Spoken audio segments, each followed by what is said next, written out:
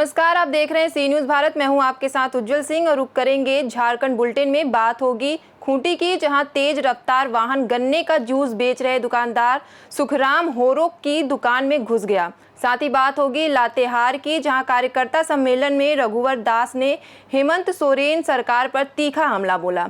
ऐसी तमाम खबरों पर करेंगे विस्तार से चर्चा। खूंटी के तमाड़ मोड़ स्थित जयपाल सिंह मुंडा चौक पर मंगलवार को एक बड़ा हादसा होते होते टल गया, जब टाटा की ओर से आ रहा वाहन गन्ने का जूस बेच रहे दुकानदार सुखराम हीरो की दुकान में घुस गया। वाहन की टक्कर इतनी जोरदार थी कि दुकान में रखी जूस मशीन, टेबल कुर्सी और अन्य सामान रौंदते हुए सदर अस्पताल की बाउंड्री तक जा टकराया। प्रत्यक्षदर्शियों के अनुसार चालक नशे में वाहन चला रहा था। हादसे में दुकानदार घायल हो गया, जिन्हें स्थानीय ग्रामीणों ने सदर अस्पताल खूंटी पहुंचाया, जहां उनका इलाज किया गया। घटना की सूचना पर खूंटी पुलिस मौके पर पहुंची और चालक को हिरासत में लेकर थाना ले गई। दुकानदार ने बताया कि इस हादसे में लगभग 60 से 70 हजार रुपए का नुकसान हुआ है। पुलिस मामले की जाँच कर आगे की कानूनी कार्रवाई में जुटी हुई है। मतलब हम लोग जूस का दुकान लगाते हैं, गन्ना जूस। तो ये मेरे छोटे भाई हैं, तो वहाँ पर हर रोज़ की तरह हम लोग लगाए और मशीन सुबह फिटिंग करके हम अपना काम में चल गए। फिर अचानक ही लोग खबर दिया कि नहीं, वहाँ बड़ा एक्सीडेंट हुआ है। तो हम दौड़ के आए और देखे तो टाटा की तरफ से आ रही थी वो चेजिस वाला गाड़ी, नया वाला।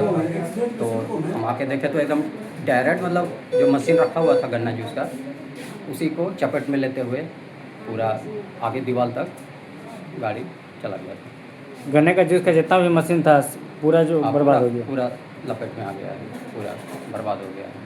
तो वह कितना का नुकसान हुआ होगा? करीब उसमें वही 60-70 हज़ार का नुकसान है। क्या नाम है आपका? जी, मेरा सुखराम होरो है। गाँव अनीगढ़ा, थाना खूंटी, जिला खूंटी। खूंटी से सी न्यूज़ संवाददाता शहीद अंसारी की रिपोर्ट।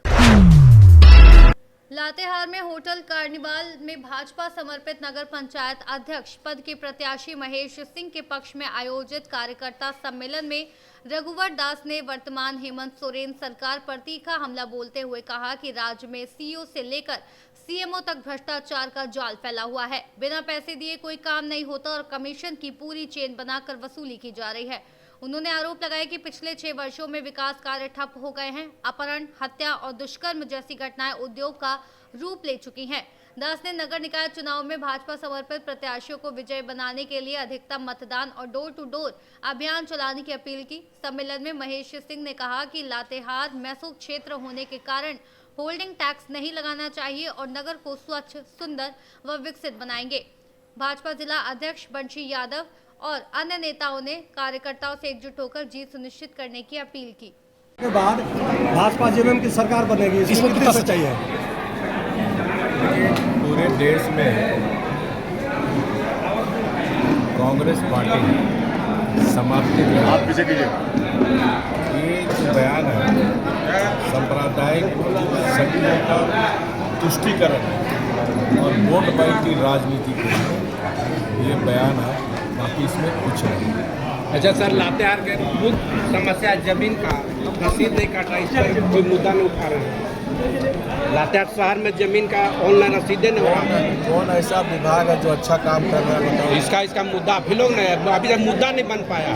इस आधुनिक युग में भी सरकार बैलेट पेपर से चुनाव करा रही है। इस आधुनिक युग में भी सरकार बैलेट पेपर से चुनाव करा रही है। इसलिए क्या लगता है सरकार को चुनाव ही नहीं कराना चाहती, तो माननीय उच्च न्यायालय के दबाव में ये सरकार चला, क्योंकि 6 साल में कोई ऐसा काम नहीं किया है और इससे सरकार डरी हुई थी और डर के कारण ही 3 साल से चुनाव नहीं किया।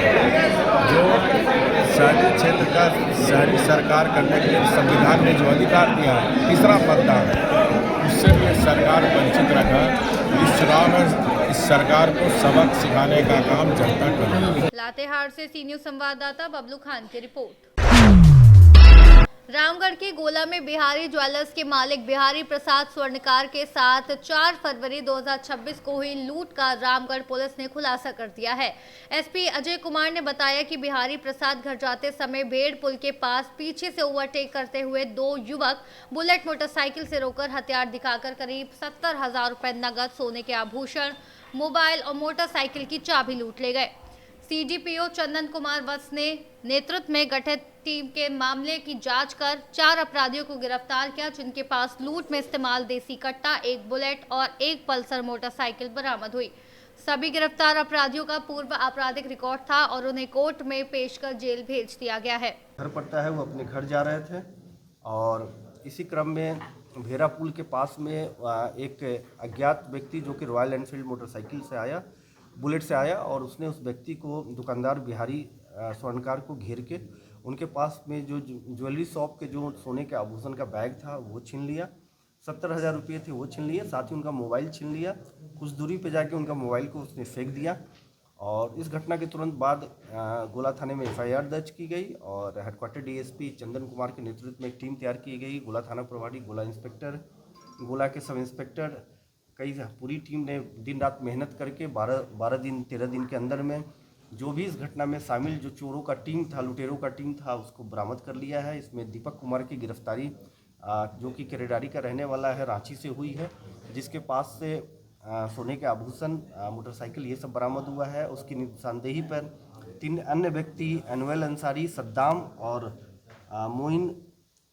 मोइन अंसारी, इनकी गिरफ्तारी हुई है। इन सब के पास से एक देसी कट्टा, एक गोली, एक ऑल्टो कार जिससे ये रेकी करते थे, रॉयल एनफील्ड मोटरसाइकिल, एक अन्य पल्सर मोटरसाइकिल और इसके बाद जो उस रात जो चोरी किया, जो लूट किया गया था, जो सोने के आभूषण थे, उसमें 2 सोने के चेन, 4 मंगलसूत्र, 8 जोड़ी कान की बाली सोने की, वो सब बरामद की गई है। लगभग 4-5 लाख मूल्य की जो लूट किया गया था वो सभी सामान बरामद कर लिया गया है। और इसमें ये सभी जो चारों व्यक्ति है वो काफ़ी शातिर क्रिमिनल है। दीपक कुमार जिस पे 4 ऑलरेडी उस पर केस है, जो कि कई बार जेल जा चुका है। सद्दाम जिस पे 9 केस है, जो कि 4 बार जेल जा चुका है। मोइन अंसारी इसके विरुद्ध भी 3-4 केसेज हैं। एनुअल उसके विरुद्ध भी केस है और ये सब पूर्व में जेल जा चुके हैं। ये काफ़ी शातिर क्रिमिनल है। ये अंतर्राज्यीय है क्या सर? नहीं, ये सब चरही, केरेडारी और एक व्यक्ति रजरप्पा का रहने वाला है और ये सब इसी थाना क्षेत्र में लगभग रांची में, रामगढ़ में, बोकारो में, हजारीबाग में और इसी सब क्षेत्र में ये लोग घटना करते हैं। इसके पकड़े जाने से सर क्या मतलब जो इस तरह के लूटपाट के जो घटनाएं घटे थे इसमें रोक लगेगी?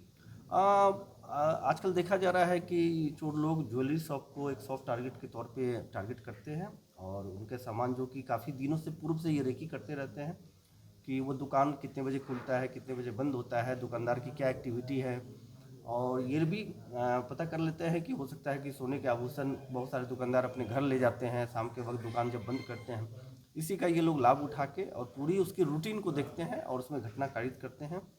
और मेरे द्वारा अपने रामगढ़ ज़िले में सभी ज्वेलरी शॉप के दुकानदार, सभी थाना प्रभारियों को मीटिंग लेके उनको बोला गया है, सभी ज्वेलरी शॉप है उनके दुकानदारों का नंबर उनके पास होना चाहिए।